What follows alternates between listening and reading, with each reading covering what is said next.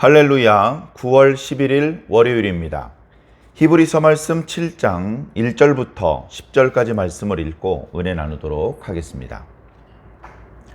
이 멜기세덱은 살렘 왕이요 지극히 높으신 하나님의 제사장이라.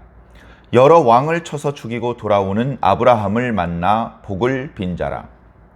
아브라함이 모든 것의 10분의 1을 그에게 나누어 주니라.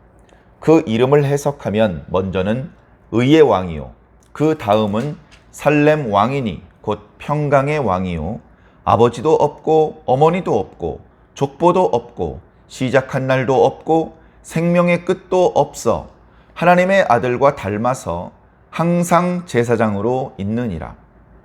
이 사람이 얼마나 높은가를 생각해 보라.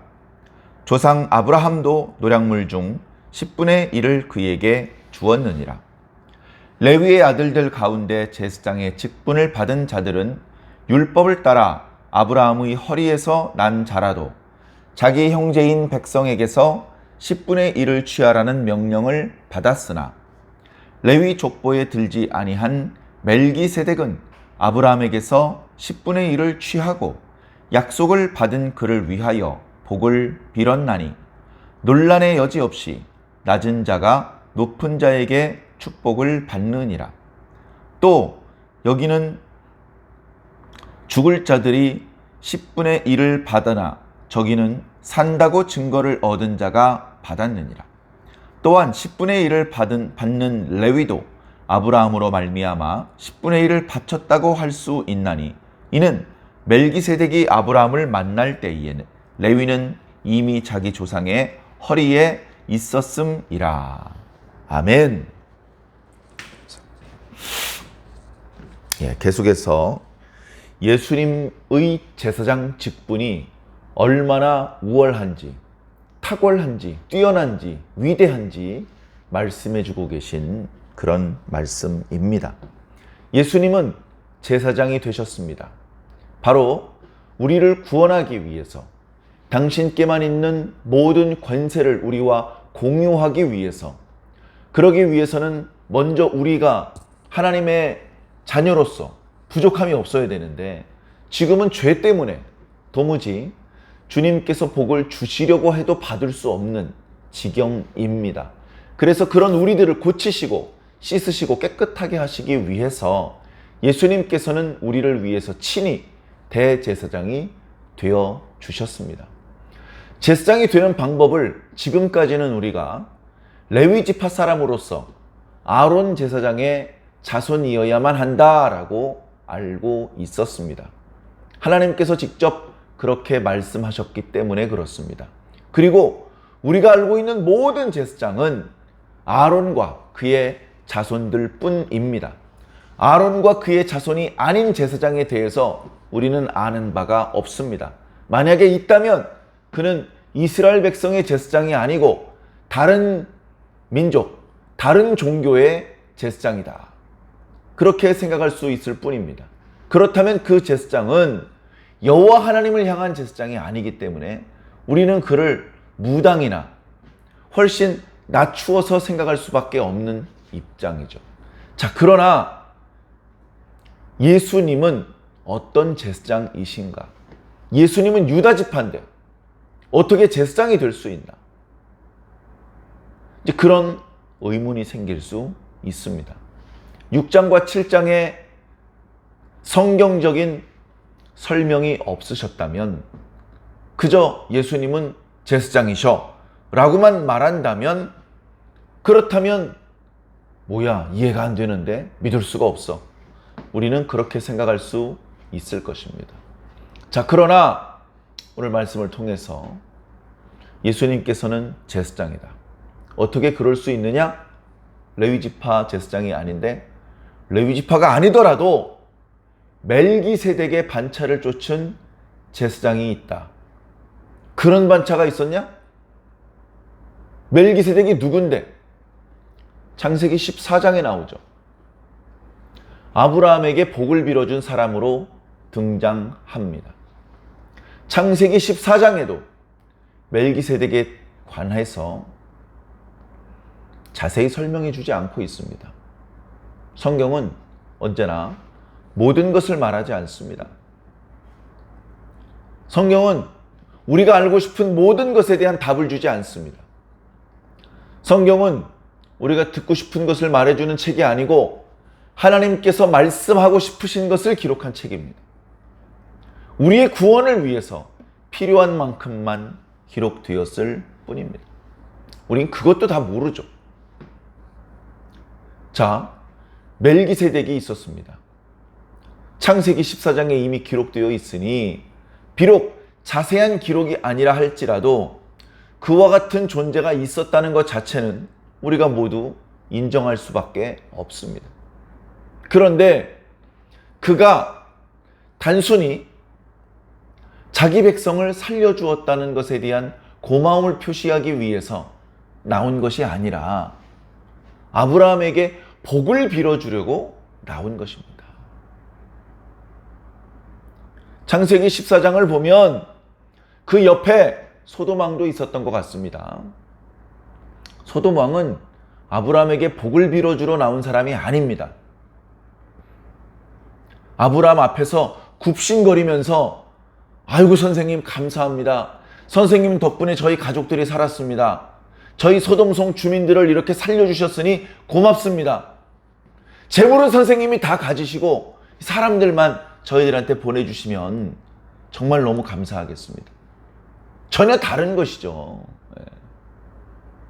굽신거리면서 구걸하는 입장이고 살레망은 허리를 굽힐 필요가 없습니다.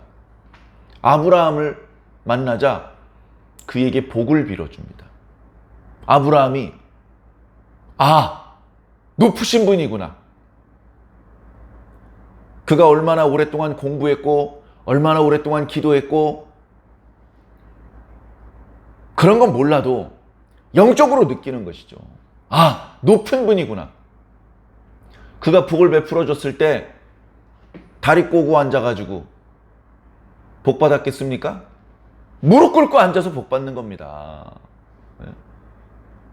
무릎 꿇고 앉아서 머리 숙이고 빌어주는 복을 받는 겁니다. 그리고 보답을 하는 것이죠. 자기가 가지고 있는 소유 중에서 좋은 것 10분의 1을 그에게 바쳤습니다. 바로 이 장면이 중요한 것이죠. 창세기에서는 휙 지나갑니다. 한두 구절밖에 안 돼요. 거기에 뭐 대단한 의미가 있어. 아브라함이 최고지. 아브라함이 무릎 꿇고 머리 숙였으면 그 사람이 더 높은 것 아닙니까? 영적인 지위는 그렇습니다. 그러나 창세기에서는 살레방 멜기세덱이 집중되고 조명되는 것이 아니죠. 그 창세기의 이야기에서는 멜기세덱은 잠깐 조연으로 등장하는 것처럼 나타났다가 사라지고 그 전에도 그 후에도 등장하지 않습니다. 오직 아브라함이 보일 뿐이죠. 그러나 지금 여기 히브리서 말씀에서는 얘기가 다릅니다. 예수님이 제사장이시기 때문에 어떤 제사장? 멜기세덱의 반차를 따른 제사장이 되셨기 때문에 멜기세덱이 누군지가 중요한 것이죠. 멜기세덱이 별 볼 일 없는 자라면 예수님도 별 볼 일 없는 제사장이 되는 겁니다. 멜기세덱이 아론보다 못한 존재면 예수님은 저 아론의 제사장들보다 못한 제사장이 되는 것입니다. 예수님의 축복의 신빙성은 떨어지는 것이고 예수님께서 하나님께 드렸다는 그 제사가 효력이 있을까 의심될 수밖에 없는 것입니다. 그래서 멜기세덱이 어떤 존재인지가 너무 중요합니다. 근데 상황이 어떻게 돌아간다고요? 멜기세덱이 아브라함에게 복을 베풀어 주고 아브라함은 멜기세덱에게 예물을 바칩니다.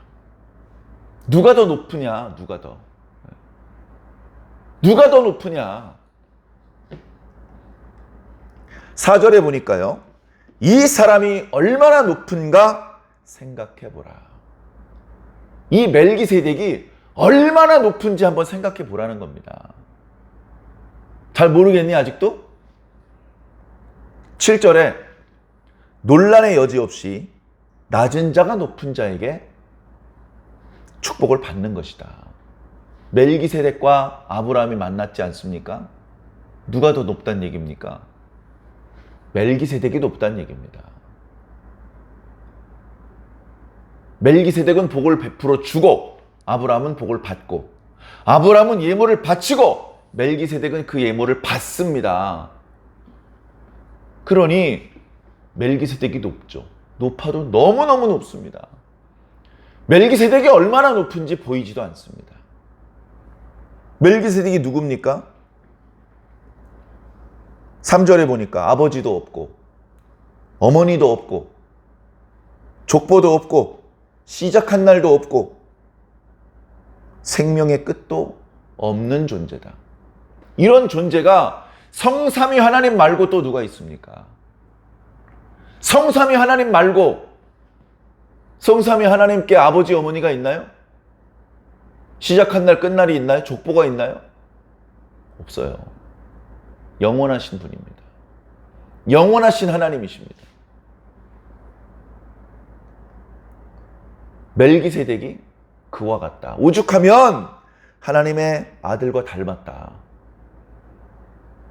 하나님의 아들과 닮았다. 그래서 그는 항상 제사장으로 있다. 이게 멜기세덱입니다.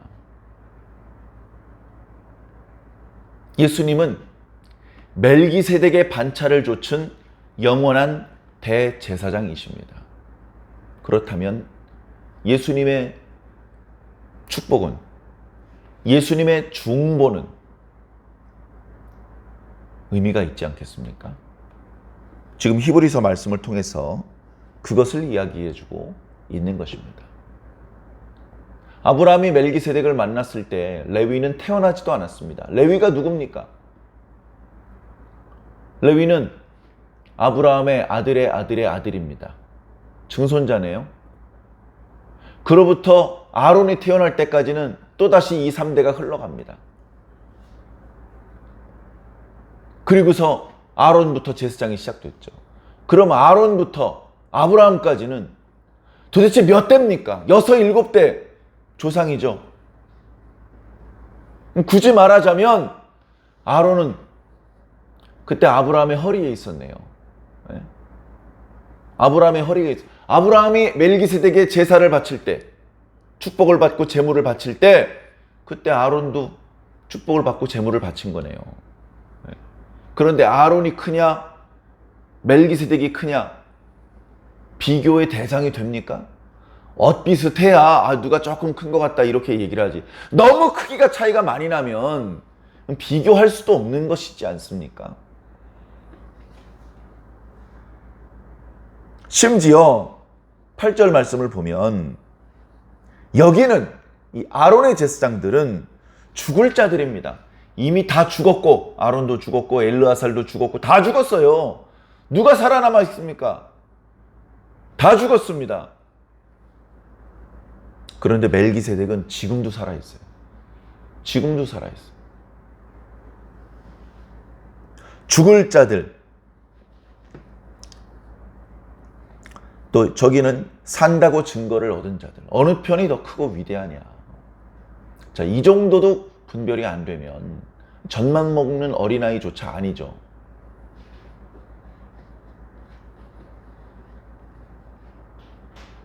자, 이렇게 해서 예수님의 대제사장 직분이 탁월하다. 예수님께서 대제사장이 되신 것은 당연히 시편에 있는 하나님의 말씀 때문에 그렇습니다.